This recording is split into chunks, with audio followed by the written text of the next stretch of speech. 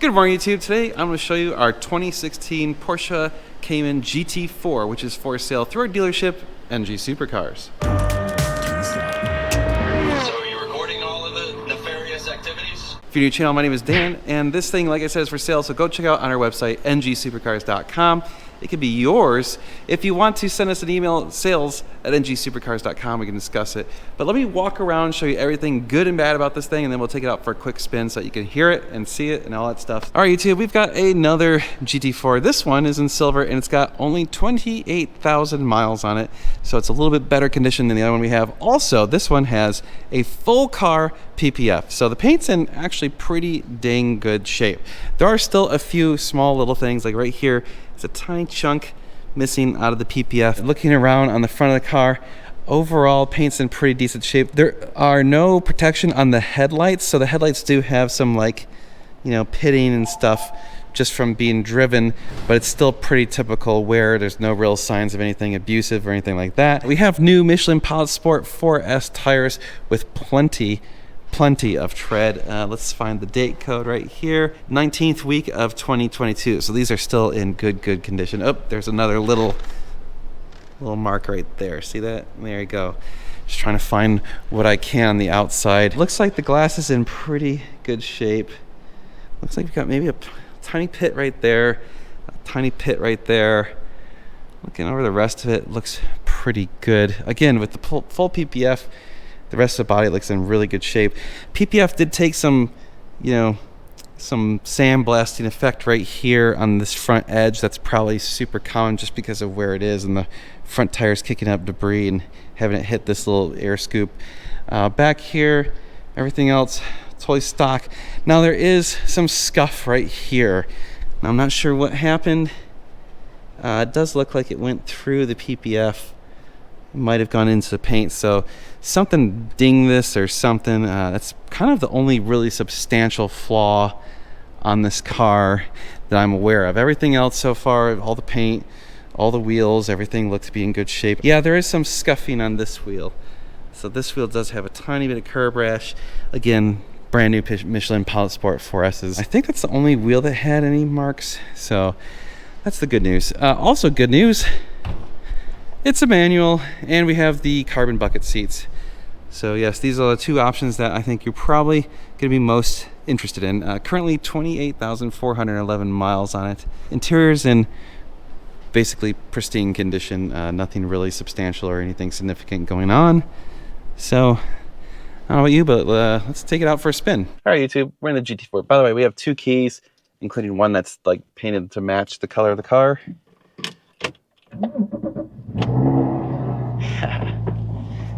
Yes.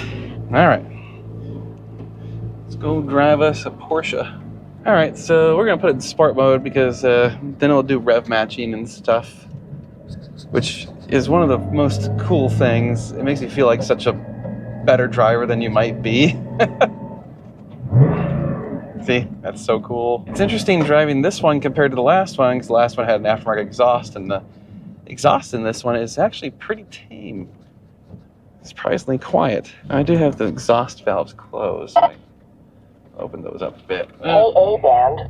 Oh yeah, I forgot. It's got a built-in radar detector.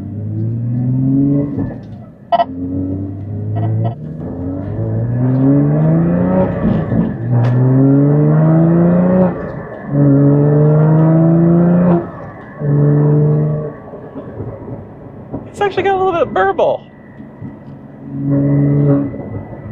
That's fun. That's a surprise I was not expecting. A little bit of burble on the let-off. That's awesome. All right, so we're gonna get it warmed up and then we'll play a little bit. So the thing that I have to say about the Caymans and GT4s in particular, they have a phenomenal balance. So you've got the mid-engine. They maybe aren't as fast as the 911s, but they are, I would say, easier to drive for most people. Like the way that their balance is better makes it more intuitive, I guess would be a good way to say it. Also, I was talking to someone else about this. The thing about the mid-engine platform is you get much better butt feel.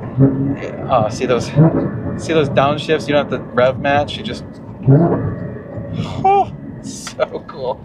Oh yeah.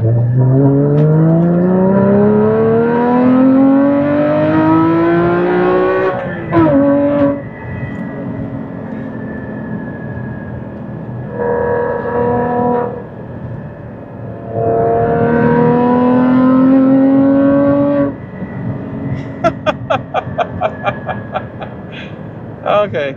Yeah, that sounds pretty good. Such good handling.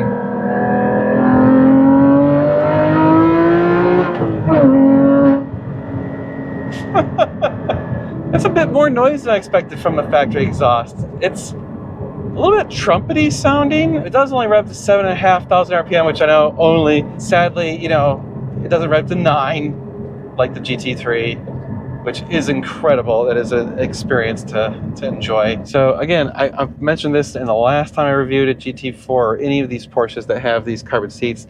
These are not my favorite seats, admittedly. You cannot be a very large individual and fit in these seats. They have really wide, like tall side bolsters. So I don't mind the back bolsters. That part of it's actually very comfortable. It's these side bolsters. If you have bigger hips or a bigger ass, you're in trouble. It's not the most accommodating. Now I know it's designed to hold you in place and go around corners and stuff, but like even my wallet right now is digging into my butt. Ideally would take out my wallet. All right, here we go.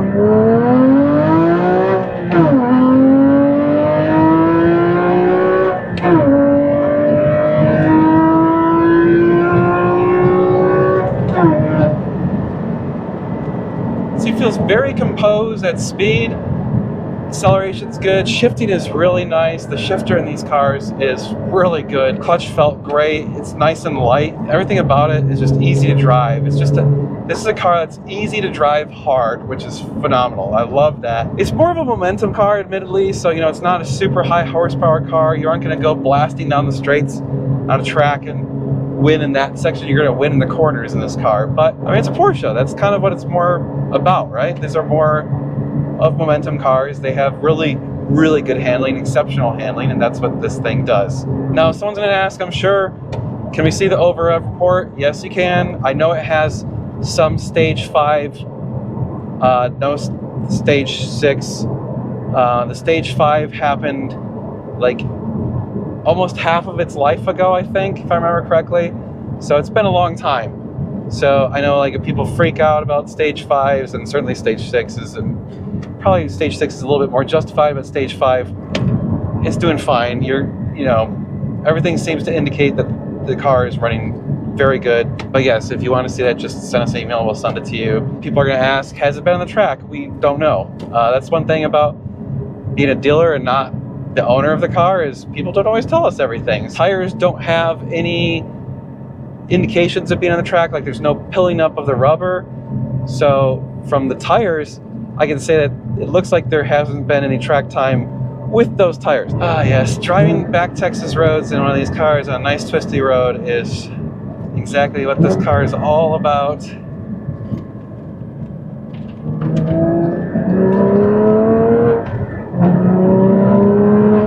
Seems to handle these rougher roads pretty good too. There's a little bit of chop here and there. You know, these aren't the best. They're chip seal roads, so there's a lot of road noise. You probably could hear that in the microphone. It's not beating me up. I don't feel like any driver's fatigue. I guess the only thing is my wallet's still digging into my ass, but that's about it. Oh, such good handling. Look at that.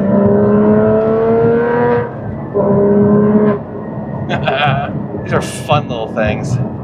That's the only thing I like about these cars, is they're not so massive. I feel like some of these Porsches have gotten so big over the years. Like the newest GT3s, the newest 911s are just big cars.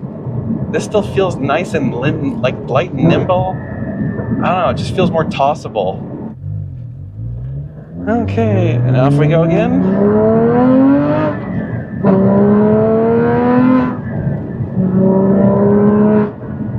The nice thing is, even though it doesn't rev to 9, I feel like I've got a decent amount of torque around like 3,000 and above.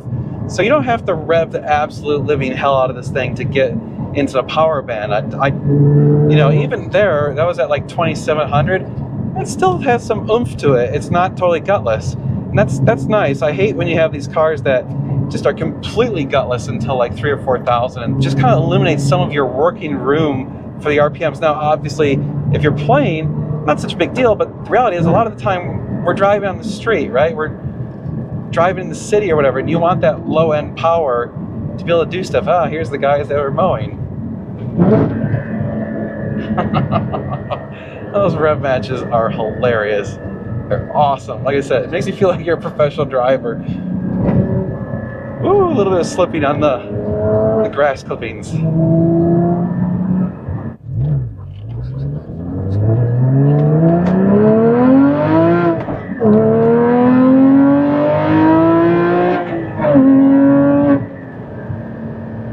So with the 6-speed going 65 at 2,700, 2,800 RPMs, not bad. There you go, YouTube.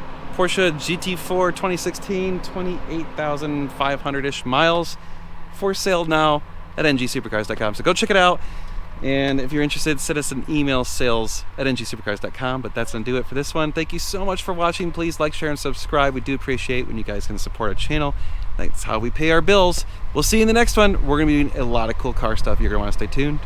It's going to be sweet.